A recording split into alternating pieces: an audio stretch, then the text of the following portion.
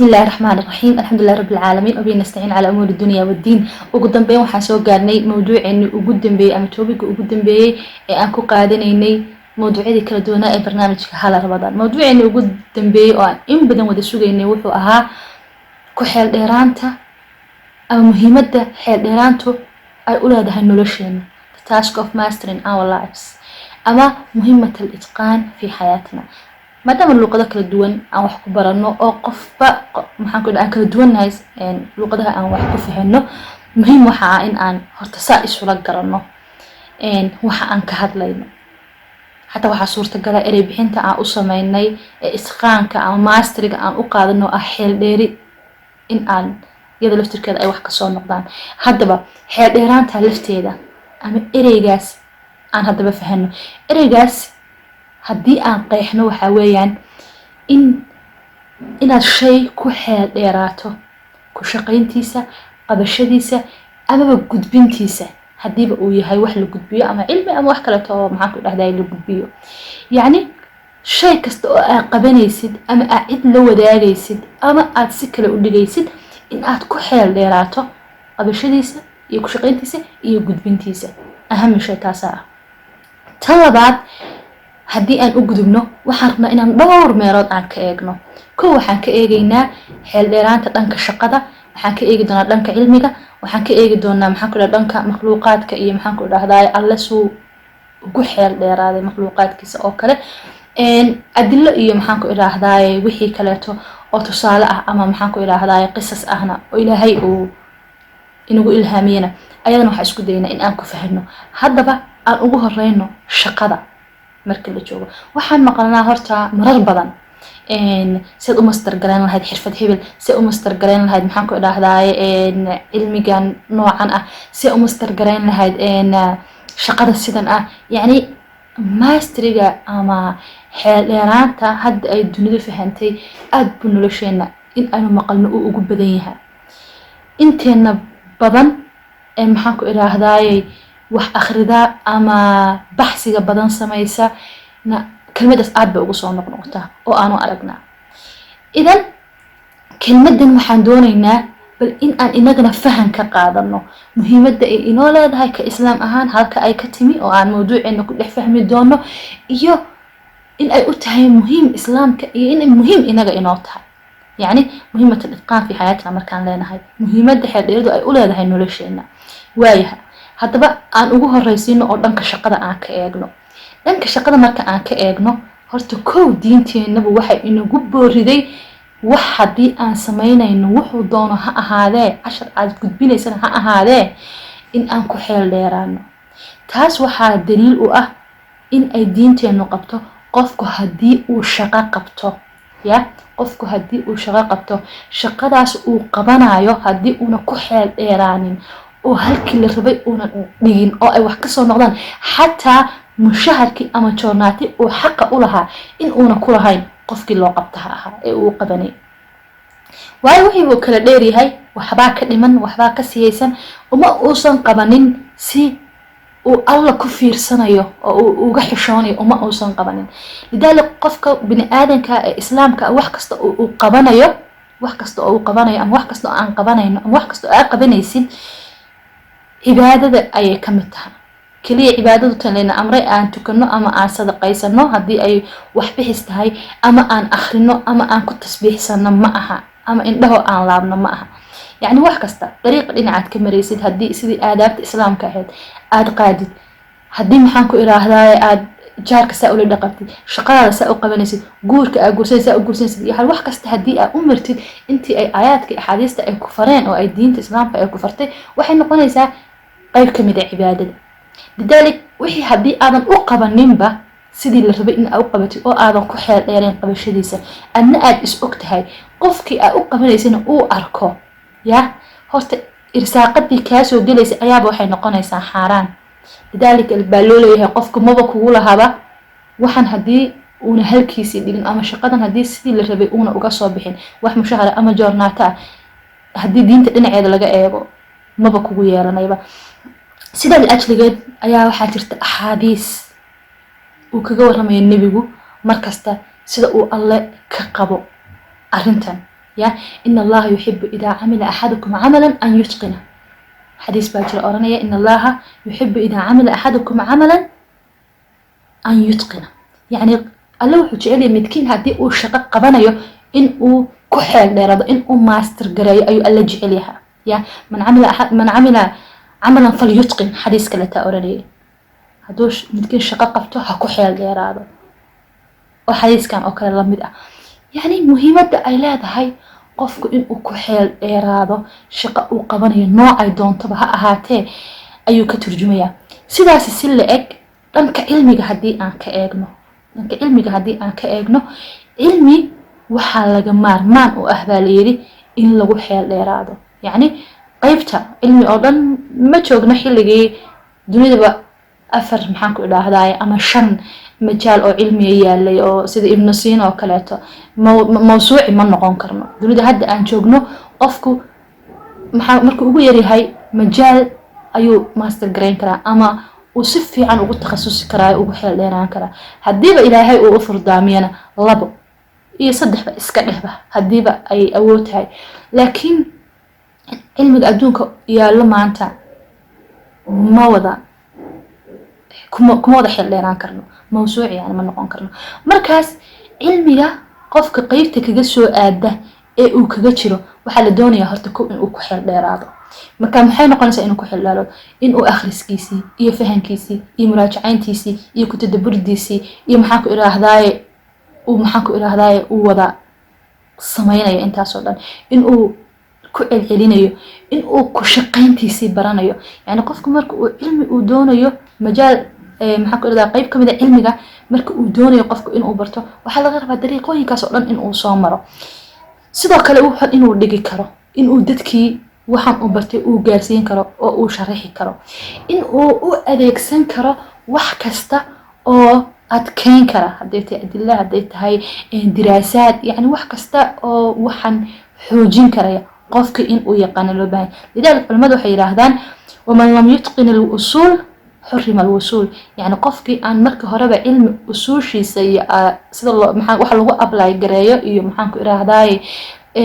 أساس كي سهوس إيو وح الله استعماله مهمة أولية إيو وح الله كان إيو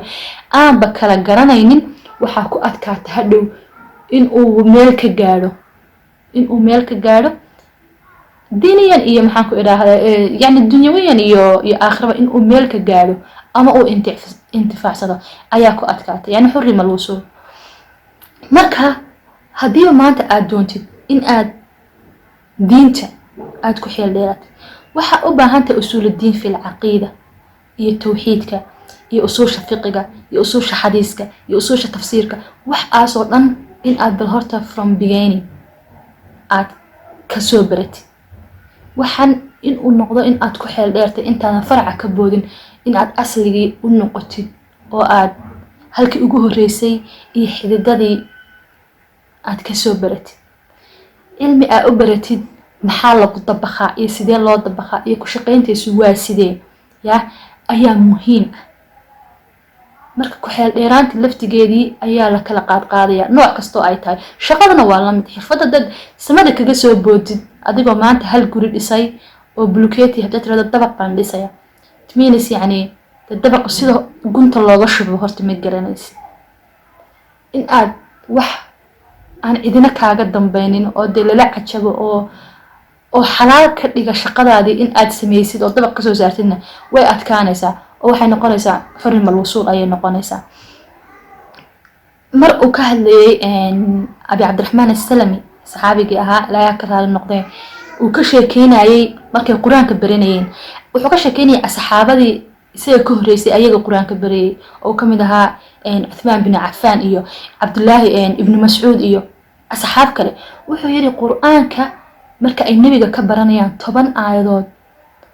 10 آيات أي نبي كبرتان كما أيسن قبل عليه الصلاة والسلام كما أيسن قد بجرين إلا أي برتان أو حفتيان 10 آيات أين برتان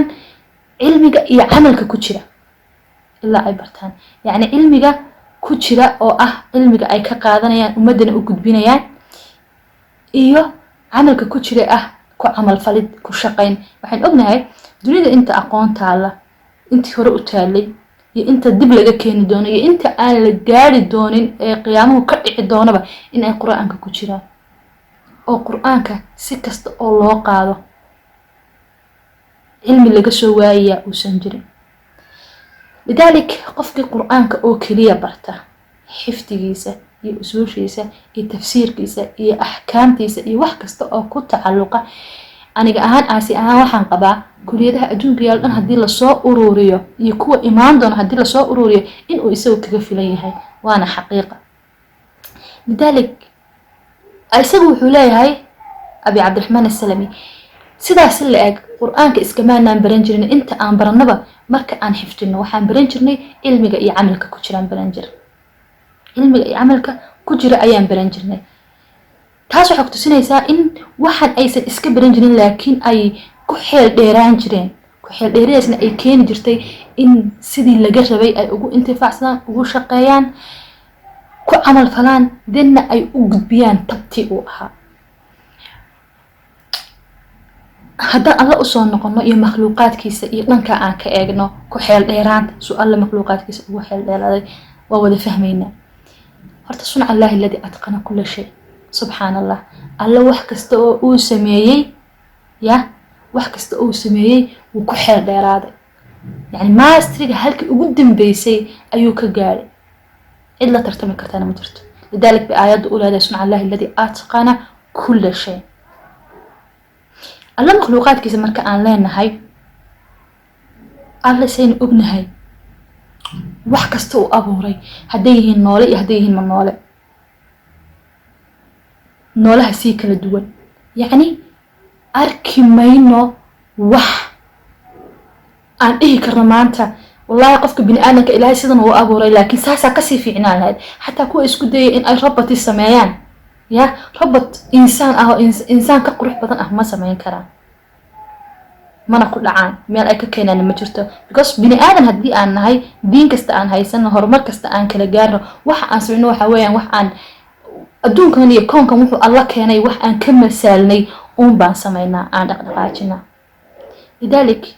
waxa aanaan sameyn karana waa naf iyo ruux iyo cir iyo dhultoona ma sameyn karno,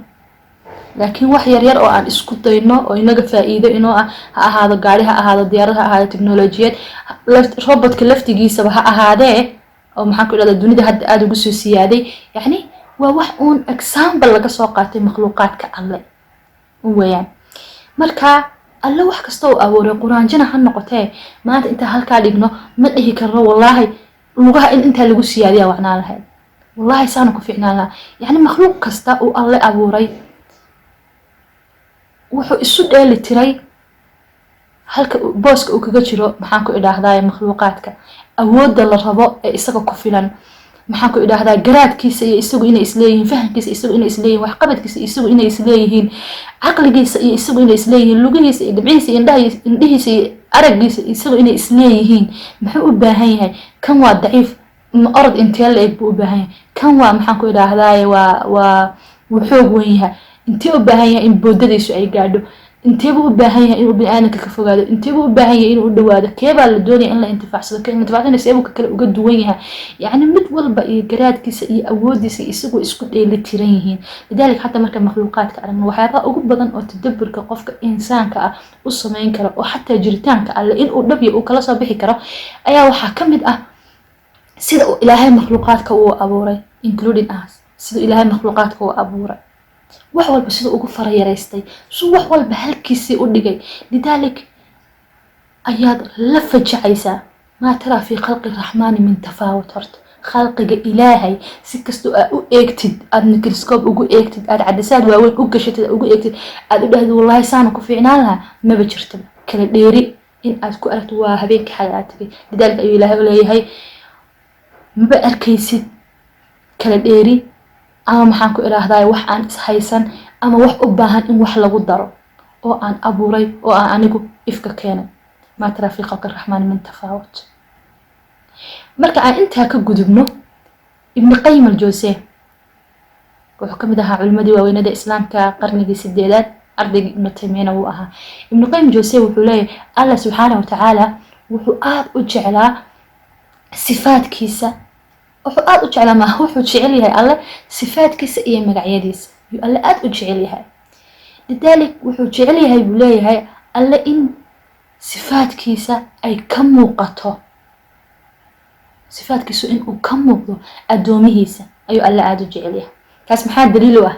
waxaa daliil u ah inuu ilaahay quruxda jecel yahay uuna jecel yahay in insaankiisa ay qurux badan yihiin in allaha yuxibu aljamaal in allaha jamiil wayuxibu aljamal alle waa qurxoon wuxuuna jecel yahay quruxda in allaha kariim wuxuu jecel yahay ahlulkaramka inta aayadadka axaadiista waxaa kusoo noqnoqda wax baxsiga iyo inaan wax baxsano iyo suu qofku karaamo u leeyahay iyo in maxaan ku iraahdaye alle uu isku keen imtixaamo oo midba midka kaleeto waxa uu siiyo maxaan ku iraahdaye uu inagu eegayo yani xisaab aad u badan weeyaan lidalik in uu jecel yahay waxaa ku cadaynaya aayaadka inuu ilaahay kariim yahay magacyadiisa ay kamid tahay kariim isla markaasina uu ahlul karamka jecel yahay sidoo kale alle wuxuu jecel yahay alle waa qawi wuxuuna jecel yahay in dadkiisa iyo adoomadiisa ay sifadaasi yeeshaan ya المؤمن القوي أحب إليه من المؤمن الضعيف وأغنى حديث كسو أروريا مؤمن كالضعيف أم بشر كوحبة ترك كرين لغاية أو يصير نفسي إنه وحفي عن ترين إنه قال لك تشعليها المسلم كقوي جر أهان حوق أو مسك أهان أفيو أهان تلا للتعب كله دلال كله وهاي إن كبدن إسلام أيو جالسين يا أو أترى يا كان ضعيف أنتي أترى لها الله وعليم وأغنى إنه الله عليم يهي وحجعل يهي أهل العلم لذلك أيو يراهدا مية اسميهين كوا علم له يكوا عن لهي كوا وحق يكوا عن أغي مية اسميهين الله ومعلمك إنسانك وعلم الإنسان ما لم يعلم يا علم الإنسان ما لم يعلم الله ومثك إنسانك بري وحا أين أقون السهلي أود أسي إن أي كل إيرادان أو برتان وحي أقول آيات ورز كتاب كيسا وكسو دجي وحيد أخري قلنك وأبوري علم الإنسان ما لم يعلم بويري آدم إساقا أسماء دبري يعني ألم مركز تبا وحي جعلي أهل العلم وأنا معلنك كوباد إنسانك أوليها الله سبحانه وتعالى يعني أنت أصلا مركا إيقنو محاكا قرانينا أنت أصلا مركا إيقنو محاكا قرانينا إن صفات كيسا طبعا وألا جعلها إن أي مؤمن كيسا أي كم موضان لذلك أظن ما قاري كرتيد لكن إن أسكو ديديد صفة كستو إلهي ليه إن أدوحونك كيتد بي مهم انتهى مركو إلهي ليه وأحسن إن الله يحب المحسنين حكالو معنى نقون كرتاه وأدخل إن الله يحب المتقنين يعني كحيال إرادة وحكستا نقطة كحيال دير وحي قبانيان إلهي وحجيالي كوا حياش دير إيه وحكستا قبانيان كحيال ديرادة عن وحبك كل ريبين أيو ألا جعلي حتى مركا آن حوالها قلين وإذا دبحتم يا وإذا ذبحتم فأحسن الذبحة أيو الله ليه حتى مركا حولها قلينا أيو حيلا إلهي كحيال إرادة سيئات حولها وقليسان وان أرقناي مركا إنو أن حولها قلينا وحالي جهد اللو جيريو بسنك هلو قبط من دي أفوين هلو قلو إذن حتى من دي إن هوستو دا لغو ليسو وكراهية إن حيوانك إن حولها لقلنا يو لكن دونيدا وحان كأرقنا هرو مرتاي أدودا حيوانك ما قرني أنو إلي هدا أي كدودان حيوانka qaabka loo qaliyo hadii laakiin waxa laga yaabaa mar dhow iyago seminaar ka wada inaan aragno ku xuquuqda xayawaanka u dooda oo ay dhahan sidan yaan loo qalin waxaad arkaysaa mashiino miciyo leh oo sidaa isu dhaafaya intii maxaan ku iraahdaay neefka oo dhan isagoo nool lagu rido wiish sidaa u qaadaya lagu rido deetana lagu ridayo meeshii kale shiidaysay miciyo waaweyn oo seefo saa isu dhaafaya markaasaa faraskii iyo sacii iyo maxaan ku iraahdaay neefku lo-da ahaa iyo neefkii hadduu ri ahaa hadduu doono iyo dameerkii iyo wixiiba hal meel baa la wada shiidaya asaa waxaa lagaga soo bilaabaya lugta mashiinka lugta intuu qabsado ayuu lugta kasoo bilaabaya lugti baa shiidmaysa lugta ilaa iyo dhegta ugu dambeysa oo taagan neefkaasi wuu sirirayaa wuu silicsan yahay bit by bit buu u shiidmayaa subxaan allah naf sidaa loo jaray يعني halkaas ay ka maraysan laakiin inaga waxa laynoo sheegay in aan hal mar dhaafino si qurux badanna aan u dhaafino hadaba maxaa faa'iido ku jirta in aan isla eegna rabnaa in aan wax master galin aan ku xeel dheeraano ya in aad wax khabiir ku tahay wax aad u soo joogto aad aragtay khabiir waad ku noqon kartaa laakiin wax ku xeel dheeraato waxay u baahan tahay wax dheeraad u baahanta cilmi iyo aqoon dheeraad u baahanta marka faa'iidooyinku hadba maxay yihiin ku jira in aan wax ku xeel dheeraano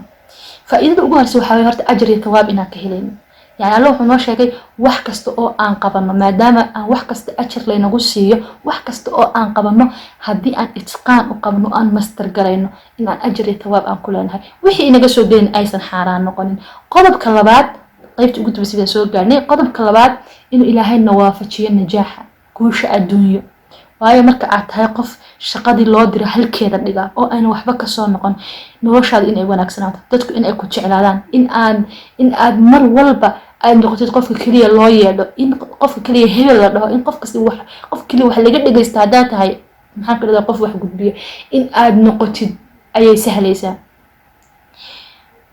wax kasta oo aad soo saartid in uu ka duwanaado hadii xataa aad company tahay wax kasta ama company-ga uu wax soo saaro yani dhinac kasta oo shaqada u martid wax kasta aad samaysid inuu number 1 uu noqdo wayaan faa'iidada labaad faa'iidada saddexaad waxayaan maxabbatullah alle in uu kugu jeclaado kadibna ay adoomadiisa ku jeclaadaan waxa ognahay alle hadii uu na jeclaado in mar walba adoomadiisana min allah ay jeclaadaan qofka uu alle jecel yahay waxa alle kugu jeclaanayaa waxan waxa u sameysay cabsi ilaahay ka cabsinaysid hadii aan waxan khaldo ama waxan aan wax ka tago alla ayaa idaalacanaya shaqadan waa in si aan quud xalaal u helo ilmaaygan quud xalaal u siiyo shaqada waa in halkeeda dhigaa waa inaan the best يعني meesha aan waxba ka soo noqonayn waa inaan u sameeyaa hadii ay isugu yimaadaan bini aadanka ay dhahaan waxbaan ka bedeli kan ay waxba ka bedeli karin lidalik ayuu ilaahay ku jeclaanaya laana waxaad u martay dariiq kamida dariiqyadii cibaadada ayaad u martay qodobka kaleeto waxa ku jeclaanaya Allah iyo cibaadadiisa niri qodobka inoo xiga waxa weeyaan in mujtamacu uu guuleysto mujtamac say u guuleysanaya mujtamac marka uu noqdo mid shaqo kasta oo qabanayo ku xeel dheer oo qof kasta mujtamaca kamida oo majaal kamida majaalada ka shaqeeya uu ku xeel dheer yahay shaqadiisa waxa imaanaysa in aan la arkin hadii uu engineer yahay in aan la arkin laami maanta marka la dhiso bilka dibrood marka uu doo labada dhibcood u soo horeeya gabigiisaba ay mooska ku darin oo maalin walba iyada bulshadeena bulsho taag daran ahayd maalin walba aan loo qaydin maxaan ku iraahdaa laamigan hala dhis laamigan hala sameeyo iyo maxaan ku iraahdaa dhaqaale hala ururiyo hadii uu markii ugu horeysay qofka ama company-ga shaqadan qabanayo uu master garan la isagoo ilaahay ka cabsanaya adduunyadiisana u naxaya iyo shaqadiisa hadii uu master garan lahaa hadii uu ku xeel dheeraan lahaa oo halkiisa dhigi lahaa idan ma yimaadeen laayim labada dhibcood ee roobka ugu horeeya oo maalin walba qaado ama buundo maalin walba jabto oo umada haligta sidoo kaleeto dhakhtarka hadii uu ilaahay isagoo ka cabsanaya ama u naxaya adduunyadiisa hadii uu shaqadiisa ku xeel dheeraan lahaa oo master garan lahaa lama arkeen qof bini aadan ah oo ilaahay karaameeyo oo marka maxaa ku dhac amaliyad lagu sameeyo maqasyada iyo suufafka waxaba gudihiisa laga soo tago lagu talo yani كيف يعني سبب معقول noqon kartaa dhakhtar dhan oo qof qalaya ya oo ilaahay ka soo noloshiisa gacantiisa la galiyay in uu maqasyadiisa iyo waxa uu qofku mamiisba in ilaa iyo maxaan ku ilaahday shaafadihi oo inta doonaan laalay inta uu bacdiisa kaga yimaado ku tala يعني waa itqaan la'aanta يعني waa ogaal la'aanta aakhirana qofkaas kama cabsanayo allana kama cabsanayo ummadana kama xishoonayo naftiisana asxaan uma hayo waa naftiisa asxaan u hayo gaalku waa fahmay in uu wax master garay isaga maxaa u diiday in wax master garay in uu wax ku xeel dheerado isaga maxaa u diiday taas tahay su'aash arabna in ay isweydiino lidalik dadka kama xishoonayo cid maxaan ku ilaahday ku jeegaraysa oo maxaan ku ilaahday og xaalkiisa halku maray iyo qaabku u sameeyo meesha wax ka soo bartay shahaadadiisa inay faalid inay safaari ahayn cid daba socota ma jirto lidalik maqasida sheegtay wuxuu kaga imanayaa maxaa ku leedahay alaabta oo haduu doono wax saaranaya hadii uu qofka gudihiisa gali karto lidalik hadii aan itqaan heli lahayn maalin walba xoolo dhacmaysan maynan aragnan hadii qof walba uu wax master gareyn lahaa ama wax ku xeel dheeraan lahaa dawlad tabcaana lama arkeen shakhsiyaad mid kastaba shaqadiisa uu ku xeel dheer yaa ka shaqeyn lahayd lidalik mujtamac uu noqon lahaa mujtamac guuleysta oo adag ayuu noqon lahaa iskana caabin kara mujtamacada kale ee adduunka ee gaar iyo muslim bale sidoo kale waxyaabo uu ka kasbado qofku in uu wax ku xeel dheeraado ee faa'iidooyinka ama qodobka shanaad saan jeclahay ah waxa weeyaan in qofku uu ka helo in hareerihiisa lagu soo ururo maanta marka tahay company de well advanced oo shaqada uu qabtaa ay tahay shaqo cajiib oo aan oomada kaliya soo saaro aan ooma ka dambaynin waxaad arkaysaa mujtamaca in ay saf u geliyeen hadduu yahay qofka maanta qof mufti ama maxaan ku iraahdaa siyaabo kaleeto wax u jeediya yacni dadka oo dhan waxay kusoo ururayaan dhinacyadiisa ayay kusoo ururayaan waa faa'iidooyinka allana uu kaga raali noqday ummadda iyo adduunkana uu ka faa'iidayo oo tawfiiq iyo najaax iyo kalsoonidii maxaan ku idhahdaa guusha ilaahay uu waafajiyay yani ummadda dhan ba hareerihiisa kusoo ururtay sidoo kaleeto waxaa dhacdaa qofku inuu bulsho ahaan qadarkiisa uu kor u kaco mansibkiisu inuu kor u kaco mustawaha uu bulshada qofku ku leeyahay inuu sareeyo sidoo kale mustawihiisa fikriga ama mustawihiisa maxaan ku idhahdaa garaad maxaan ku idhahdaa فكر maxaan ku iraahdaa aqli intuba ay sara u kacaan mujtamacna alla uu jeclaysiyo ayuu qofku ka faa'iida yani intaasoo faa'iido anagoo meel kale taba aan tegin waxa weeyaan muhiimadda ay xeel dheeraantu u leedahay nolosheena yani haddaan doonayno in aan qur'aan dadka barno waa in aan ku xeel dheeraano qur'aanka dadka saa u barayno kaliya inaan dadka wax u turjumno waxba ma tarayso waxaa jirta sheeko aan kusoo afjarayo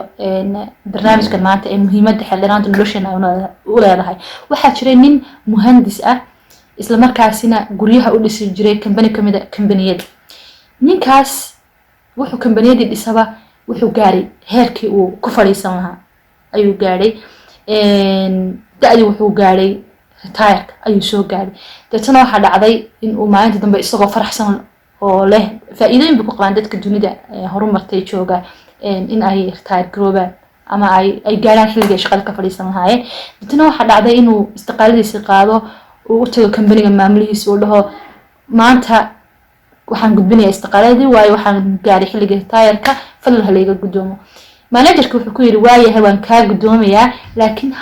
hal shardi baan leeyahay wuxuu hal codsi aan wataa waxa ugu dambeeya aan kaar waxa weey inaad guriga ugu dambeysay shirkada u dhistid guriga ugu dambeeyay shirkada u dhis min fadlan shaqadaadii dheeradii xilligan nala joogtay wanaag aan ku kala tagnay isagoo ka xun oo madluun buu wuxuu yiri waayahay wax bilaa guriga inuu dhiso gurigii buu isi saaray kaliya ka dhamaado wuxuu u dhisay qaabka ugu xumaa oo guri loo dhiso ayuu u dhisay gurigii oo saqafkii aan is haysan isagoo dhan kala cararaya ayuu intuu isku dhabdhabay waana si badan oo guryaha aan u dhisano ama aqoon u lahaado qofka ama inuu aqoon u lahaado waxaad arkaysaa guryo dhan magaalo dhan oo guryahooda aad moodid in warshad daadisay hal design leh kuwaas ayaa la qaatay haddii ayna ku soo dumin ama dabaq ha ahaadeen dabaqyada isku design guryahuna isku design wadankeena يعني كواس هذا اللقاتب لكن قاربة كسي ليتا أو قولي انتي انت صلى عقل وبحيو هذا المترانك حتى أقول لك هايسان المهم أضيبي يساقوا فرح سن بفريه قدبي وحيري إيقا قبل قولي دي وادمي واكا فريهيسي وفرحة ونقص لما عملوا بحكويري هذا بقولي كان وأبا المرين تادي آت كل هاي كان بنيقا ما دام انت السنة أدوش القاينيسي وأبا المرين تادي فرها نقا قدوم نحدين مركز وحكوش اللاي haddii aan ku xeel dheeraan lahaa gurigaas sida aan u dhisay qasri dhis baa la yiri yani qasrigaas haddii uu ku xeel dheeraan lahaa oo wax kasta gelin lahaa oo nooc uu doono uu ka dhigi lahaa isagaa mutaysan lahaa oo ay jaa'isidiisa noqon lahayn laakiin khiyaanada uu khiyaami jiray iyo itqaan la'aantii iyo ku xeel dheeri la'aantii iyo maxaan ku idhaahdaaye wixii uu samayn jiray oo dhan waxay gayansisay inuu sida iyo si ka lidato intuu guriga u dhiso ugu dambayna isaga jaa'isidiisa ay noqoto shalayto waxba uma soo celinayso marka muhiimadda xeel dheeraantu ay leedahay ama nolosheeda u leedahay waxaan jeclahay ama aan rajaynayaa in intaas aan wax badan kaga fahmi karno waxaan ku boorinayaa dhalinyarada iyo qof kasta fiidiyogan arka in uu ku camal falo sidoo kalena uu baxsi dheeraada iyo akhris dheeraada uu mar walba sameeyo iyo mawduuc walba oo qof walba oo walaaliheen kamid uu soo jeediyo laana waxa aad maqashid waxay furo u tahay in aad baxsi dheeraada iyo aqoon dheeraada aad raadsatid aad baad u mahadsantiin anigoo asiid la socodsiinaysay barnaamijka intaan mar kale ku kulmi doono rabadaanteeda kale barnaamijka hada ramadaan waxaad kaga tegaa sidaas nabadgelyo dabcan mawduucyo way inoo sii socon doonaa hadduu allaha awood leh uu noo sahlo mawduucyo kale waan samayn doonaa ka aasi ahaan waana ka hadli doonaa maadaama aan ahay maxaan ku idhaahdaa qof xoogaa waxa ay ku jirto ama ay ka shaqeysaa ay yihiin macalinimada iyo maxaan ku idhahdaa tababarista iyo waxyaabaha la halmaalka ilaahayna ha igu jiheeyo halka aan u socdo meel halkaa kasii sareysa waxaan isku dayayaa inaan mawduucyo kale inoo sameeyo laakiin barnaamijkii hal ramadaan intaasuu nagaga egyahay intaan ku kulmi doono sanadkiisa kale haddii aan noolahay idinkuna aan nooshihiin waxaan leeyahay ila liqaa fi ramadaan التالي insha allah ilaahay kuwii ku kulma jannadana haynaga yeelo aad baad u mahadsantihiin asalaamu calaykum waraxmatullaahi tacaala wabarakaatu